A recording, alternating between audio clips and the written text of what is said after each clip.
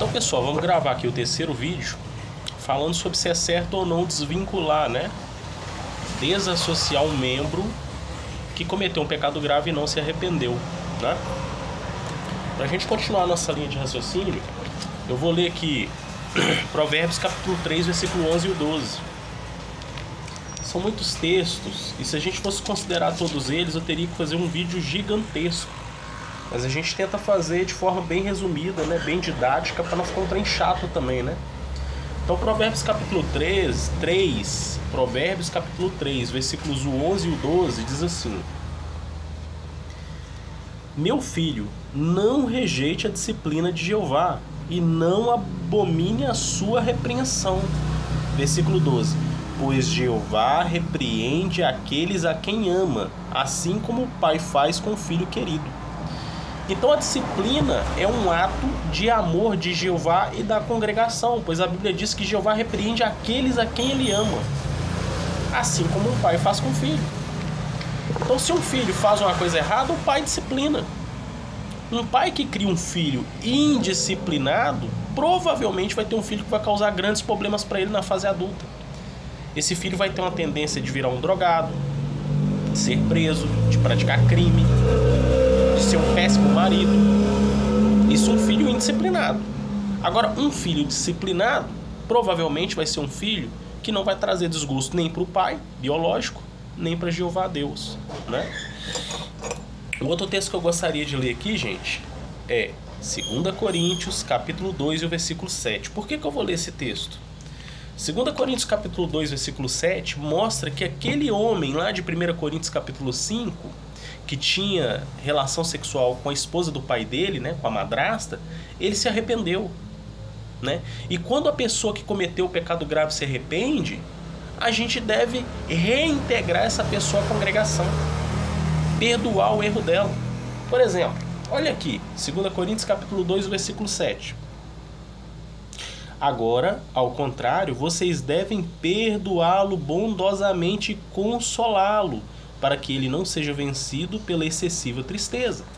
Então o apóstolo Paulo orientou os irmãos em Corinto a perdoar aquele homem que tinha tido relação sexual com a madrasta. Então, pessoal, o que vai definir se essa pessoa merece o perdão ou não é o nível de arrependimento. Aí alguém pode se perguntar, pô, mas como que a gente vai saber se a pessoa se arrependeu ou não? Nós não temos a capacidade de ler o coração e a mente da pessoa. Bem, realmente não tem como ler o coração e a mente.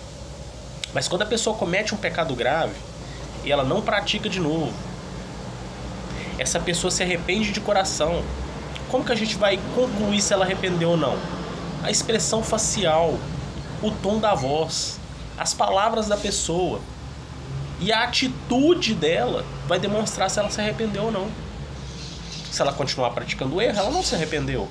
Mas se ela não cometer mais o erro, dizer que está arrependida, ela nem precisa ser desassociada. Em alguns casos, ela nem precisa ser desassociada ou desvinculada, né, da organização, né? Então, para essa pessoa não ser removida da congregação, basta ela demonstrar que se arrependeu do seu erro. Mas se essa pessoa fala assim, não, eu fiz mesmo e faria de novo, não estou arrependido, essa pessoa tem que ser desvinculada. Ela é um péssimo exemplo para a congregação, tá? Será que a congregação fica feliz com a pessoa que se arrependeu e voltou? Com certeza. A congregação vai receber esse pecador de braços abertos. Será que Jeová fica feliz quando a pessoa se arrepende? Com certeza, a alegria no céu. Querem ver? Lucas capítulo 15, versículo 7. Evangelho de Lucas, capítulo 15, o versículo 7. Olha que interessante o que aqui diz, ó. Lucas 15, 7 diz assim: Eu lhes digo que da mesma forma haverá mais alegria no céu por causa de um pecador que se arrepende do que por causa de 99 justos que não precisam de arrependimento. Então, de acordo com a Bíblia, no céu há mais alegria quando um pecador se arrepende do que por causa de 99 pessoas que não precisam de arrependimento, que não estão fazendo o que é errado, né? Então, se há alegria no céu, há também na congregação. Os membros da congregação, do corpo, ficam felizes quando um irmão que cometeu um pecado grave se arrepende de coração e volta e não faz mais o que é errado. Tá bom? E para encerrar, eu gostaria de ler Tiago capítulo 5, versículo 14. É só para encerrar, porque são muitos textos. Minha garganta tá ruim, eu tô gripado, tá? Eu tô fazendo esse vídeo hoje no esforço aqui, no improviso, dentro da minha loja de chave, tá? Então aqui, ó, só um minutinho.